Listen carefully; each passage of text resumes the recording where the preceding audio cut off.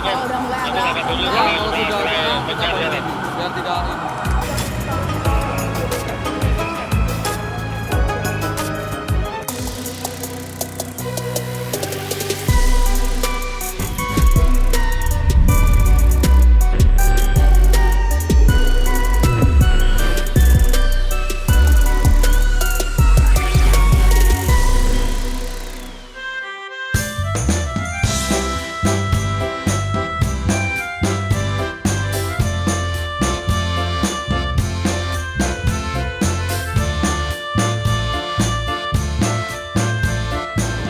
Halo teman-teman Inside Storyan, saya Anggi Pasaribu dan Anda kembali menyaksikan Inside Story with Anggi. Tepatnya di kilometer 10, sekarang saya dengan tim Inside Story sudah berada dengan para personil dari Direktorat Lalu Lintas Polda Metro Jaya dan saya juga sebentar lagi akan menemui Dirlantas Polda Metro Jaya. Karena hari ini diprediksi menjadi puncaknya arus mudik. Sebetulnya nggak hari ini aja, tapi beberapa hari ke depan, tanggal 6, 7, 8, dan juga 9 informasinya. Sehingga menjadi perhatian dari kami, apa sih yang harus dilakukan untuk memastikan lalu lintas ini berjalan dengan lancar dan kemudian juga memastikan para pengemudi atau para pemudik ini betul-betul bisa dengan aman berlalu lintas dan tiba di tujuan dengan selamat. Tentunya banyak koordinasi demi koordinasi yang harus dilakukan teman-teman dari Direktorat Lalu Lintas Polda Metro Jaya. Seperti apa bentuk koordinasinya dan bagaimana proses pemantauannya dan apakah rekayasa lalu lintas itu masih sama dengan tahun-tahun sebelumnya atau memang ada yang harus dibuat lebih dinamis lagi. Kalau saya perhatikan di sini ada beberapa mobil E-Train yang ditempatkan. Apakah ini salah satu cara untuk memastikan kalau ada pelanggaran yang terjadi betul-betul bisa tercapture dengan sempurna dan kemudian surat tilang secara elektronik itu dikirimkan. Seperti apa nantinya kita lihat sama-sama bagaimana Dirlantas Polda Metro Jaya menjelaskan itu semua.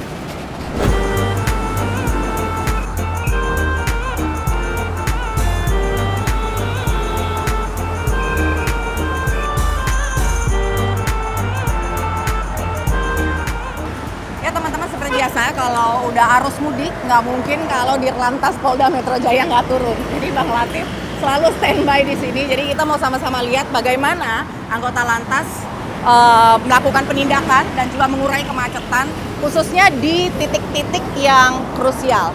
Jadi kita ikutin sama-sama bagaimana proses rekayasa lalu lintas ini diberlakukan. Bang Latif, selamat malam. Selamat malam, Mbak. Tahun kedua sekarang.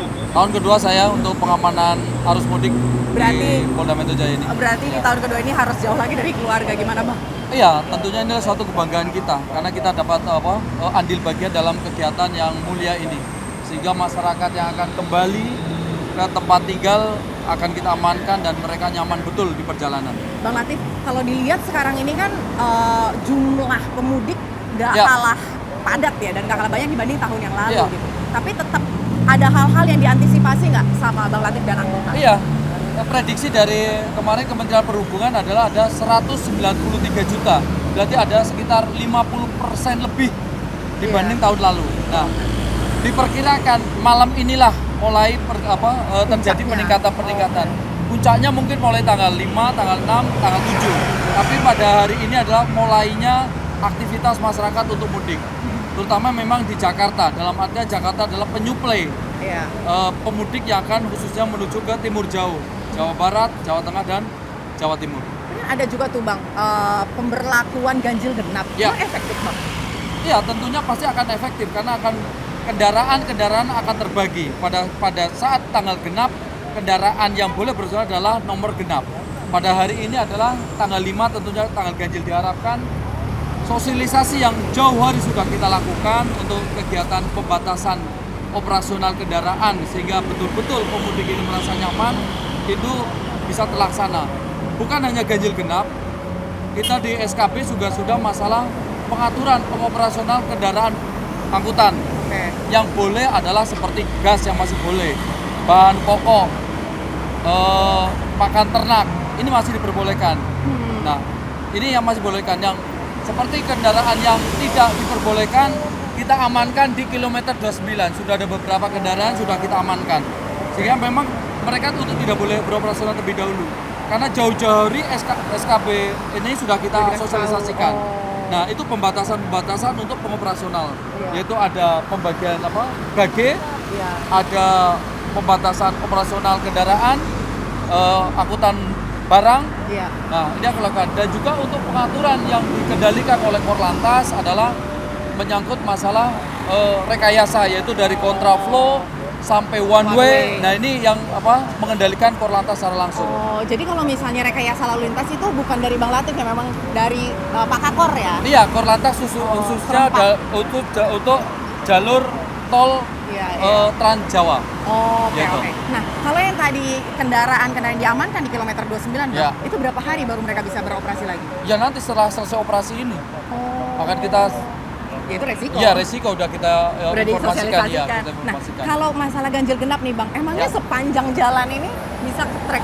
Ya, jadi di sini seperti contoh di sini kita mengoperasionalkan 3 mobil, etle mobil, yaitu etle yang mengawasi kendaraan di dalam kota. Dan etle yang mengawasi dari jalur Pondok Indah menuju Cikampek. Begitu juga jalur yang dari Tanjung Priuk menuju Cikampek. Jadi ada 3 pengoperasional, sehingga nanti bisa kita lakukan penindakan. Penindakannya adalah penindakan secara elektronik. Jadi saya mengharapkan betul apa yang sudah kita rencanakan dan sudah kita sepakati bersama sudah kita selesai dipatuhi. Jadi yang mempunyai kendaraan ganjil ya malam ini silahkan. Nah, kalau enggak tanggal 7 nanti. Kalau besok 00 nanti malam sudah boleh ganjil genap. Itu. Berarti nggak bisa bandel, nggak bisa bandel pemirsa. Ini yang untuk mengawasi arus yang dari dalam kota. Ini akan beroperasional selama 1 kali 24 jam. Mohon izin ya Mas. Ini petugasnya, situ aja. Nah, ini bagus nih. Akan langsung dana. Ini akan dikirim secara otomatis kepada pelanggar. Ketahuan ya? Dari sini, Mbak. Oh, ini menarik. Nanti kita bisa ngambil gambar khusus di sini. Nah, itu pasti. Nah, ini akan kita kirim surat tilang secara elektronik. Sejauh ini udah ada berapa mobil yang ditilang, Mas? Dari tadi kita udah ngirimin, cuma ini kita update baru lagi. Udah 285. Udah 208. Satu hari itu, Bang? Ini dari tadi, mulai tadi sore. Baru mulai tadi sore. Ya, nanti tinggal mereka menunggu surat konfirmasi dari kita. Yaitu berupa secara elektronik, secara langsung. Iya. Berarti semuanya terpantau oleh CCTV. Jadi diharapkan betul-betul kendaraan bisa kita kendalikan. Bang, bedanya apa kalau misalnya kan ada tuh mobil etle yang stay kayak gini, terus ada juga yang jalan, ada nggak Bang kalau ini bisa jalan juga. Terus jam-jam berapa aja akan jalan? Oh iya, ini untuk sementara kita sini aja dulu memantau arus yang dari sana itu udah cukup, nggak perlu jalan. Iya. Itu berarti dari mana sampai mana sih Bang yang pemberlakuan ganjil genap itu? Ini sepanjang jalur sampai Kali Kangkung. Oke. Sampai Semarang. Jadi membatasi ini ya kendaraannya. Karena kita berada di Jakarta, tentunya ini yang masuk. Jadi alat ini kami taruh di pintu masuk tol Cikampek ini. Oh, jadi baru masuk udah ketahuan. Oh iya, udah ketahuan. Berarti pasti akan kita lakukan penindakan. Berarti kalau mobil tugas aman kan, Bang? Kalau petugas aman. Kalau mobil wartawan aman. Itu. Oh, gitu. Terus kalau misalnya ini udah diberlakukan ganjil genap, ada juga kontraflow dan one way dan lain sebagainya. Nah, sekarang ini kan Bang arus mudik ya, itu bertepatan juga dengan cuaca ekstrim. Daerah-daerah yang rentan kayak Bocimi gitu Bang, itu kan longsor ya. Itu gimana ya Bang antisipasinya? Ya, tentunya dari Korlantas kemarin sudah khususnya Jawa Barat kemarin kayaknya sudah melakukan rekayasa. Jadi digunakan satu jalur untuk mudik maupun nanti arus baliknya sudah disiapkan. Tapi alhamdulillah di Jakarta memang khususnya di dalam kota memang. Tapi jalur khususnya tol yang akan menuju Cikampek, insya Allah di Jakarta akan aman semuanya. Bang Latif ceritain dong kalau selama ini pengalaman ada di lapangan arus mudik, yang pernah nggak sih ketemu sama orang-orang yang ngeyel, yang udah tahu salah tapi masih ngeyel? Ya, tentunya itu yang paling ngeyel masalah angkutan barang ini. Oh, masih ya itu terus masih ada beberapa, makanya ya sangat terpaksa kami melakukan tindakan yaitu mengamankan kendaraan itu kami masukkan ke kilometer 29. Kalau angka itu tadi terus apa lagi Bang? Ya kalau lainnya insya Allah Masih aman. tidak ada hambatan sama Kalau sekali. angka kecelakaan? Nah ini makanya dengan adanya ini kita harapkan betul bahwa mudik ini adalah mudik yang berkeselamatan. Oleh sebab itu saya mengharapkan betul kesiapan daripada pemudik, baik orangnya, baik kendaraannya, itu yang terpenting. Kesiapan orang, kesiapan kendaraannya untuk melakukan perjalanan jauh. Dan mereka pun harus mengendalikan emosi betul. Karena kewajiban, kemampuan seseorang untuk mengemudi itu maksimal 4 jam. Setelah 4 jam diharapkan untuk istirahat. Barang minimal setengah jam minimal untuk melakukan istirahat. Nah, kalau setiap 4 jam ya Bang, Ya. pengemudi itu harus istirahat di rest area. Ya. Sementara kita tahu rest area sering kali ada penumpukan. Oke. Itu gimana Bang? Ya, antisipasinya adalah mereka bersama mungkin teman, keluarga, ada supir cadangan. Harapannya demikian. Jadi misalnya dia Udah capek. sendiri capek, ya lebih baik istirahat di tempat peristirahatan rest area, memperkirakan tempatnya di mana. Tapi alangkah lebih baiknya mempunyai supir cadangan, baik saudara, baik apa, lebih baik ngajak temannya. Faktor keamanan Ayo ya, untuk perjalanan jauh dan mudik bersama. Karena kan nggak semua orang memahami bahwa ternyata faktor safety itu penting. Nah itu sangat-sangat penting. Kita kecepatan bukan utama, tapi keselamatan yang utama itu. Yang penting itu. Yang penting nyampe ya. Yang penting nyampe. Mbak Latif, Salah. Abang ini kan punya anggota banyak banget Ya. Bang. Ini tersebar di mana-mana aja nih. Ya, untuk tahun ini khususnya lalu lintas sendiri, kita menurunkan 1.500 personil untuk pelaksanaan operasi ketupat ini. Tapi secara keseluruhan Polda itu ada sekitar 4.000 sekian yang dilibatkan secara langsung. Sampai di tempat-tempat Ya, yang kan non-tol kita bukan kan? cuma nanti mengamankan arus mudik, tetapi kita mengamankan nanti ada malam takbir, mengamankan sholat id, begitu juga mengamankan tempat-tempat wisata. Jadi nanti ini mudik, terus kita konsentrasi ke dalam lagi, yaitu takbiran, sholat id, dan tempat wisata yang di Jakarta. Nah, ini kan Abang sebagai pimpinan ya Bang Ya. ya. Banyak orang yang pengen tahu dong gitu. Di lantas tuh gimana sih ngontrol anak buahnya, apalagi tanggung jawabnya banyak gitu. Titik-titiknya banyak gitu. Ya. Event-event yang dijaga juga banyak gitu loh Bang. Ya, untuk yang secara rutin kita sudah mempunyai aplikasi, yaitu Sigap. Sigap. Jadi saya tinggal berada di tempat, ngecek anggota dengan menekan titiknya, misalnya Semanggi. Saya tinggal cek Semanggi, situ nanti akan keluar anggota siapa yang akan yang tugas itu. Saya kalau tinggal pengen random, saya V-call. Nah, itu. Video call Bang. Video call. Nah, nanti termonitor tidak. Nah, aplikasi Sigap ini juga ada bobot. Jadi kalau anggota yang misalnya tidak pernah naik, nanti nilainya akan turun. Itu menjadi evaluasi kita juga. Dan untuk yang berada di jalur ini, kita menggunakan HT ataupun kita mengecek secara langsung. Gitu. Berarti sebetulnya bisa dibilang on call 24 jam. Ya, ini untuk pos-pos khususnya jalur tol Cikampek ini 24 jam. Kapan tidurnya Bang? Nah, tidurnya dibagi, nanti saya ada Pak Wadir, ada Kasubit yang akan melaksanakan secara bergantian. Tetapi jam-jam rawan ya saya pasti akan hadir di lapangan. Kalau jam-jam rawan itu di atas jam 9 atau nggak ketebak sih Bang? Ya, nanti kan istilahnya ada jam kepadatan mulai seperti tadi jam 3. Oke. Ini nanti kita pantau sampai jam 22 Jam akan 10 kita ya? jam 10-an. Oh. Dan nanti lagi kita istirahat mungkin. Nah, kita pantau lagi, nanti ada peningkatan lagi mungkin di malam hari. Sampai dengan besok pagi juga pasti ada kepadatan, misalnya mulai jam 6.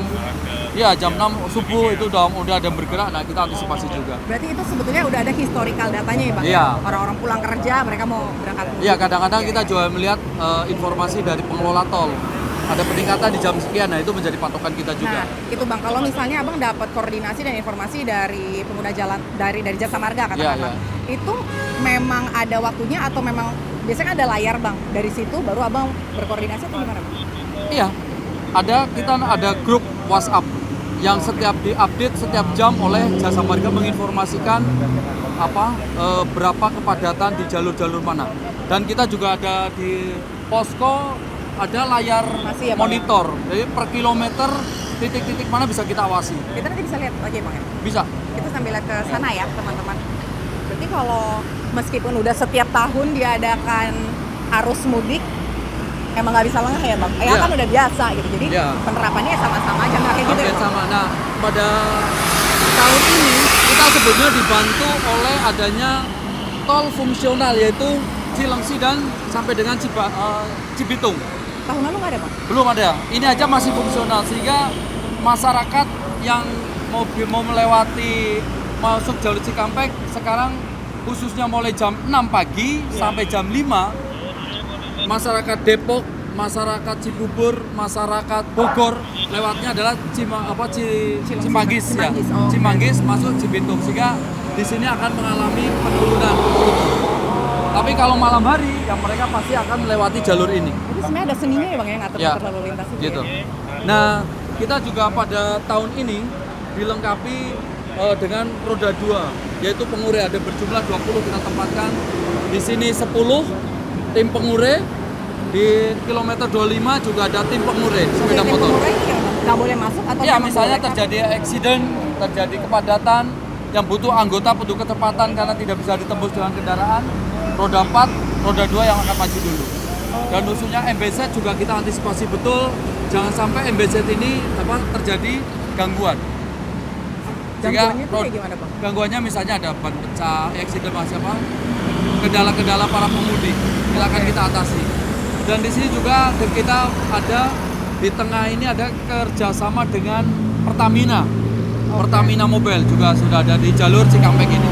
Jadi kalau misalnya bensinnya habis Ya, bisa. tapi makanya diharapkan betul kesiapan kendaraan dari rumah, kemampuan rem, bensin, apalagi semuanya harus siap betul. Gitu ya, Bang? kendaraan. Ternyata kalau ngurus arus mudik nggak cuman rapat, buka tutup jalan Oh, gitu, nggak kayak gitu ya Bang ya? Enggak, kita Semua harus detail. dari Teknik. kegiatan-kegiatan persiapan sosialisasi ini yang masif kita laksanakan tuh akan lebih mudah. Ya inilah hilirnya, hulunya yaitu sosialisasi pada masyarakat, betul-betul mereka memahami dan mereka mau tahu. Seperti itu ada ganjil genap. Iya. Nah itu juga ada pembatasan dan mereka harus jauh-jauh hari sudah persiapkan. Berarti saya merencanakan tanggal berapa harus pulang. Ada aturan-aturan ini gitu. Iya, Harapannya iya. demikian. Harapannya kayak gitu ya. Kita sambil lihat ke dalam teman-teman, layar yang ada di posko.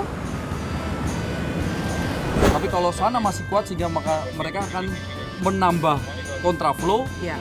ya, jadi bisa satu lajur menjadi kontraflow 2 lajur sampai dengan kontraflow 3 lajur sampai dengan one way di kilometer 70.